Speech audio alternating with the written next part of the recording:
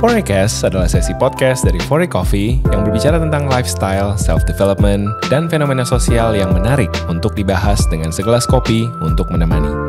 Hai, gue Samuel Ray, and welcome to Forecast, forecasting insightful talks with inspiring speakers. Hai, gue Samuel Ray, dan welcome to Forecast, forecasting insightful talks with inspiring speakers. Today we're here with Matthew Ardian, VP Marketingnya Fore Coffee.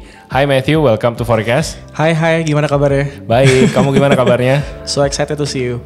Me too. Seneng banget hari ini bisa ngobrol-ngobrol sama lo. Kita bakal kupas tuntas tentang topiknya yang dikasih nih, what Gen Z wants. Jadi mungkin belakangan banyak conversation seputar dunia kerja, baik itu yang positif maupun kurang positif gitu ya. Tapi yang kita lihat sekarang kayaknya sosial media ini jadi tempat tumpahan curhat banyak netizen, khususnya Gen Z yang mungkin apa aja diceritain gitu ya. Mungkin yang seneng diceritain, yang kurang seneng juga diceritain. Nah, mungkin dari point of view lo sebagai seorang profesional yang udah cukup senior juga gitu ya, kita boleh ngobrol-ngobrol sedikit.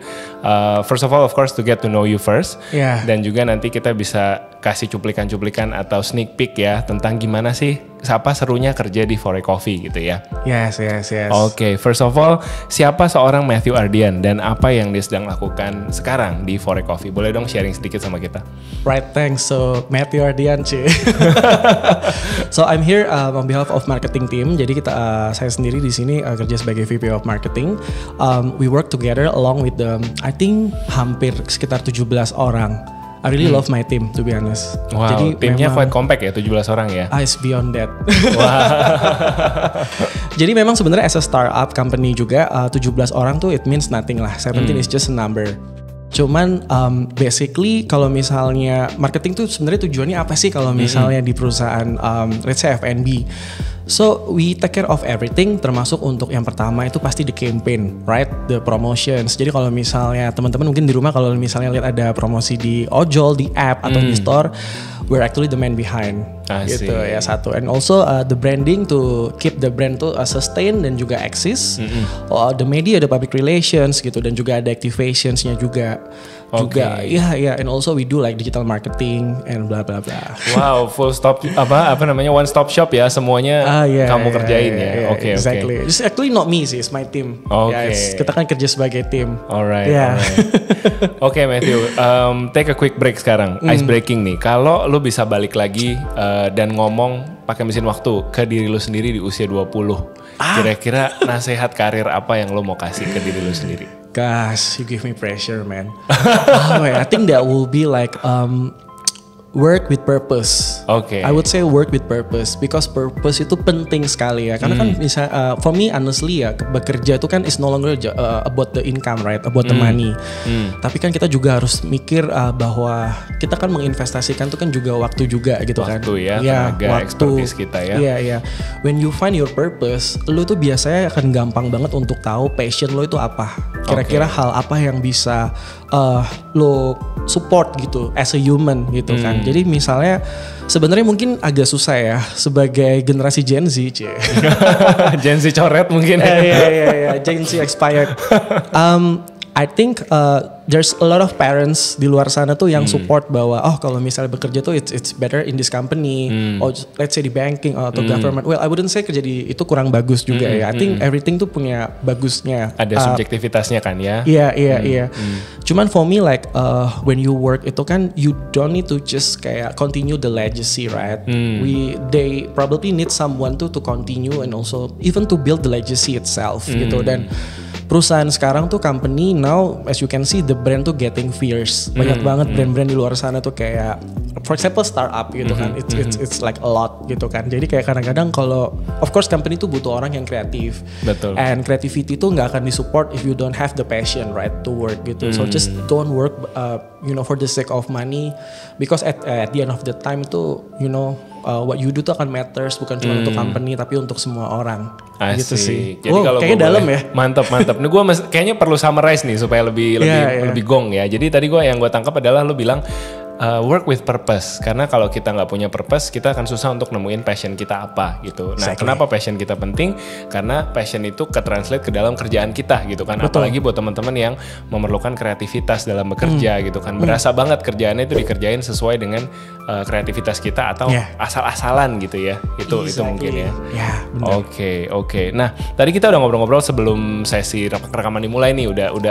Gue udah korek-korek sedikit nih. Sebenarnya pengalaman kerjanya Matthew di mana aja. Nah, lo tuh termasuk yang job hopper ya. Tadi kita udah bahas ya mungkin ya. That's a question gitu kan. Nah, how many working experience yang lo udah punya, dan menurut lo dulu dan sekarang pengalaman mungkin gini kali ya. Orang dulu punya ekspektasi terhadap dunia kerja sama anak sekarang punya ekspektasi, bedanya apa gitu. Reflecting on your own career journey. Sebenarnya kalau pengalaman kerja gue nggak terlalu lama sih, it's only like almost 12 years, 12 tahun gitu sebenarnya. Cuman ya again 12 tahun tuh means nothing if you don't know apa hal yang sudah kita bikin untuk impactnya kayak gitu satu. Kalau ditanya bedanya zaman dulu sama zaman sekarang, banyak banget gitu. So you want me to answer dari cara kerja nggak sih?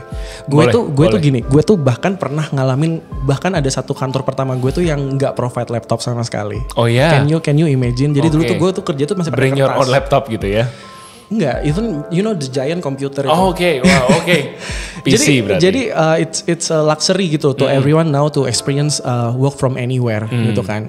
The rising of co-working space itu juga bantu banget gitu kan. But now dulu tuh even kalau misalnya kita nggak ke kantor tuh is impossible gitu kan. Karena kan mungkin laptop juga belum banyak di-provide gitu kan sama ini. And then also I think karena my first experience tuh di conventional company ya. I don't need to mention the company. Iya dong. I would say everything tuh it's super legacy. So they just need someone tuh yang you cannot say no. And continue the process as is gitu ya. Kayak gitu, dan itu kan sudah established gitu kan perusahaannya. And then it's a very sinful when you say no to to your boss gitu or to anyone else in the company. Oke. Jadi kalau misalnya sekarang, you know, it's like everything tuh kayak luxury. It seems very luxury. Yang pertama itu I think the silver lining of pandemic ya, we can work from anywhere. I'm not sure about you. Setuju banget. For me, I see it a luxury ya. Karena kan misalnya in order to being productive itu juga mungkin for me tuh kayak nggak perlu langsung di kantor gitu loh. Jadi kayak we can also, I believe there's a lot of element yang mungkin akan support kita in order to get something yang kita bisa provide gitu untuk company. Ya itu. Terus yang kedua juga the rise of Gen Z. The rise of Gen Z itu memberikan you know like warna gitu loh. Kalau misalnya ke tren pekerjaan yang sekarang. Betul. Jadi kayak I also adapt with the Gen Z gitu, dan the boomers also at the same times gitu sih. Jadi kayak kadang-kadang tuh kayak ada managing ke atas, ada managing ke bawah juga gitu ya. Iya. So like being people in the middle tuh is not that easy to be honest. True. Setuju banget. I hope my boss doesn't ini ya, nggak ngeliat. Or listen to this podcast. Iya. Tapi benar banget sih. Memang ini mungkin kalau gue boleh share insight sedikit, banyak juga riset-riset tentang workplace baik itu di Amerika Serikat, Singapura maupun di Asia juga gitu ya, bahwa karyawan itu reluctant untuk kembali ke tempat kerjanya setelah pandemi, ngerasain ternyata gue juga bisa ya produktif di rumah, tidak ada perubahan di productivity gue, sekarang kenapa gue harus balik ke kantor gitu kan. Jadi kita di challenge balik nih, apakah kita mau kembali ke proses yang semula atau enggak. So it's interesting to see the workplace evolving gitu kan.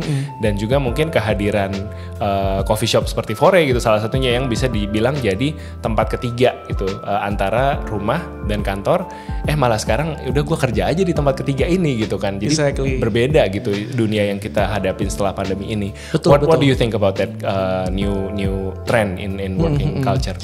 Mungkin I would say this is the hybrid solutions and also flexible ya. We are as a brand, mungkin kalau bisa bicara as a brand ya, I think we're actually ready to cater of those needs gitu. Jadi memang among that we have more than outlets tuh lebih dari 100.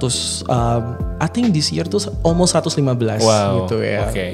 You know, upcoming that's more. 115 offices to choose from, guys. And across Indonesia.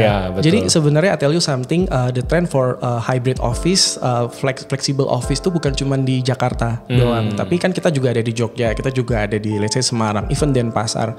There's a lot gitu. Dan I think ini bukan cuma untuk kerja doang, also the university students gitu loh. Jadi kayak memang this is something yang you know, of course ya kalau misalnya F&B itu who doesn't impacted, right? Tapi as a silver lining, this is all about the, you know, like bangkit lah. Betul, gitu. Kayak untuk bangkit lagi tuh kayak memang we see that as an opportunity, and I think that's a very good gitu. Karena I believe also working offline itu masih penting banget ya. Gitu.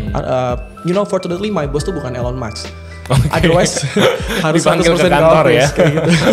Just kidding. Terus apa namanya? Mumpung kita lagi ngomongin kopi nih, di atas meja nih mungkin buat teman-teman yang nonton videonya ada rangkaian apa nih selection coffee terbaru dari Fore. Minum boleh dong ya? Boleh dong diminum ya. Oke. Diceritain juga boleh nih apa nih yang kita minum nih? Oke, I guess this is tiramisu ya, our newest variant. Wow. Iya. Jadi memang sebenarnya Fore ini tiap 3 bulan sekali biasanya kita tuh selalu mengeluarkan minuman seasonal. Dimana yang sekarang ini tuh adalah masuk ke Classic Treasure series kita. Classic Treasure series. Kebetulan yang ini tuh tiramisu gitu. Please try. Oke. Let me know. Tahu aja udah kering nih. Jadi memang ini cocok banget lah ya. Oke. How's it? Langsung kayak fresh gitu ya. Langsung seger ya. Berasa sih tiramisunya berasa, wanginya di mulut berasa, dan kopinya juga nggak overpowered by the sweetness. So guys, you know Cobain, where to go. Yeah. Download our app as well. Okay. That's my KPI. Oke, nah tuh bantuin tuh sesama karyawan ya kan yang lagi mendengarkan, karyawan membantu karyawan ya. Ya karena memang at the end itu terkait untuk flexible working itu tadi sih sebenarnya kayak everything tuh need to be convenient and fast juga. That's why in order to support that kita kan juga ada app juga kan. So don't worry untuk siapapun yang di rumahnya, mau di rumah mau di kantor, even mau kerja hybrid itu juga we can support you with that gitu. With the promotions options, with the beverages options juga gitu. Oke. Nah tadi kan kita udah godain teman-teman yang pengen kerja di Fore. Nah kalau kerja untuk Fore gimana nih? Ada ini nggak? Apa cuplikan-cuplikan gitu live at Fore seperti apa gitu buat teman-teman yang penasaran. Oke, I guess our team tuh relatively nggak terlalu besar ya. Tapi doesn't matter, it no longer about quantity, tapi it's about quality, right? So I do believe that karena kan sebenarnya we are as a brand tuh kan kita mau kita punya purposes, let's say as a brand coffee itu kita mau brewing for, let's say make people itu comfort gitu loh. People itu supaya ada peace of mind gitu in the glass of sanity seperti itu. That's something yang kita wanted to convey gitu untuk customer. Nah, at the end tuh kan berarti kan kita butuh komitmen dari tim juga gitu. Mungkin ini relate juga ke my first statement which is passion tuh is very important, right? So I would say kerja di Fore itu is very interesting one because if I mention about the values gitu so far tuh karena kita brewing for comfort itu yang pertama tuh we have agile and then terus kita juga ada collaborations, integrity also penting banget, matters dan yang terakhir tuh essentials gitu loh. So all together itu sebenarnya adalah kalau dijelasin bakal panjang banget. Jadi intinya bahwa dari mulai agile tuh kita butuh tim yang agile, kita butuh collaborations and also integritas tuh penting banget kan. Gitu. Dan yang menarik tuh ada matters sama essentials gitu loh. Karena what matters for us itu of course customer. Tapi what matters for company itu to make you feel content and also fulfill and achieve your dreams gitu. Anything you can do with us. Gitu That's sih. a lot coming from coffee company. Tolong HR yang nonton podcastnya hafal loh, Matthew hafal loh company values-nya. Tolong mungkin di. Guys, awal ya. Tadi benar nggak? Coba dicek ya. Benar.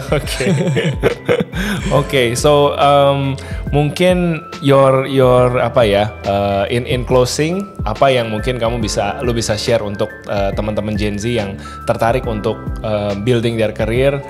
Bisa untuk yang tertarik kerja di Fore, tapi juga mungkin in general, what do you need to survive in a new workplace, khususnya di zaman post pandemi sekarang? You know what? Actually I'm the one yang butuh tips sih sebenarnya. So I want to know your perspective of Gen Z gitu kan. Seems like Gen Z is dominating all the industry right sekarang tuh kayak banyak banget. Even like the 17 of us in the marketing, even like the tech operations, the frontliner operations, itu mostly itu dominated by the Gen Z, right? Gitu. Unfortunately, it's not our gen. So give us some tips gitu. Kira-kira apa sih point of view-nya dari Sam gitu soal ini. Oke, interesting. The tables have turned ya. Sekarang Yeah, gue yeah, yang I'm di just interview curious, ya. yeah. Oke, sure. As a team manager myself, gue juga saat ini masih ngantor kan di salah satu tech company di Jakarta. Menurut gue Gen Z adalah generasi yang mereka dari lahir udah ngerti smartphone, udah ngerti digital gitu kan. Mereka digital native. Kalau kita kan adapted ya. Kita mungkin waktu kecil masih kenal smartphone yang polifonik gitu kan, atau apa namanya mainan-mainan analog gitu kan, kita masih kenal. Kalau untuk yang di bawah kita, generasi yang terbaru ini, mereka dari kecil udah ngerti teknologi. So without question they are smart. Itu yang pertama yang kita harus yang kita harus give credit gitu ya. Mereka pasti akan lebih pintar dari kita dalam hal menemukan informasi, mencari tahu cara ngerjakan sesuatu dengan cepat. Dulu zaman kita misalkan mau belajar spreadsheet gitu, gimana cara formula apa yang kita perlukan di Excel supaya datanya bisa cepat terolah, harus tanya dulu sama siapa gitu, profesor atau siapa. Tapi mereka tinggal buka sosial media ketemu gitu, ada aja yang bikin konten tentang itu. Jadi what I try with my team adalah berusaha nggak stand in their way. Jadi ketika mereka udah kita kasih goal, okay, this is the goal, I try not to intervene too much dalam proses mereka mencapai goal tersebut. Karena gue percaya cara gue is one thing, cara mereka is another thing. Dan selama hasilnya masih dalam koridor dan masih merupakan hasil yang kita ingin capai, ya udah, I wouldn't care so much gitu loh tentang prosesnya gitu. Tentu nggak berarti gue lepas semua ya, kayak ya udah lari loh, gue merem aja, kita ketemu di garis finish, enggak kan? Berarti kita harus tetap guidance mereka, minta mereka bikin weekly report atau yuk ada kesulitan apa yang bisa aku backup gitu. Jadi lebih ke guiding them, making sure they feel safe gitu. Tadi gue suka lu bilang kan lu dan tim kompak, deket. Nah itu gue yakin karena lu sebagai manager somehow you create a safe environment kan, dimana teman-teman hopefully gimana timnya Matthew yang mendengarkan bisa divalidate. Jadi the safe environment is important. Karena soal pinter, mereka pasti lebih pintar dari kita. I'm not afraid of hiring someone smarter than me because that makes my job easier. As long as they work within the same corridor and I give them a safe zone gitu. Wow, I learned a lot sih dari sini. Thank you. Tapi if I may add something ya, sure. Something that I realize itu sebenarnya they hate micromanage person. They hate micromanage person. Seriously. Agree. Iya gak sih? So how do you avoid that? Gimana lu ngontrol gitu? Karena kan kadang kepengen detail gitu kan ya. Kita kan ayo dong detail mungkin. Tapi sejauh mana lu ngontrol? Ya udah deh, ini udah berlebihan nih. Gue harus mundur satu langkah nih supaya mereka nggak gerah gitu ya. How do you control that? I think we gotta admit that sometimes we also make mistakes. You know, sometimes they also mungkin siapa tahu mereka benar gitu loh. Jadi sebenarnya mungkin as a manager ya, the hardest skill itu is no longer just speaking or bikin strategi. That's easy man, but listening skill is so hard. Gitu kan, and especially with the current conditions kan, dengan banyak Gen Z itu kan sekarang kita tuh bukan I think ini bukan zamannya dibawa, karena kan kita inclusivity juga ya. Kita kan juga harus respect any age are welcome, gender whatsoever. Betul. Nah kadang-kadang tuh small things dari siapapun, berapapun usianya, berapa tahun pengalaman pekerjaannya itu somehow tuh penting banget gitu buat kita. Jadi be good listener juga. Dan yang nomor 2 itu adalah I think they like transparency. Harus transparan gitu loh. So when you want something, itu mereka expected itu clear di awal seperti itu sih. Mereka tuh kayaknya nggak suka terlalu di direct seperti itu sih. So just being sekali micro, ngomong di awal gitu ya, clear direction ya. Exactly, correct gitu sih. Oke, thank you so much Matthew. Aku belajar banyak banget dari sharing-sharing hari juga ini. Sih. Seneng banget. Mudah-mudahan for reference yang dengerin juga ya bisa dapat value dari podcast hari ini. Yes. Thank you so much for watching. Buat teman-teman yang pengen tahu ada konten-konten apa lagi ke depannya, jangan lupa subscribe, follow podcast ini di manapun channel kalian mendengarkan, dan see you in the next content. Bye-bye. Bye.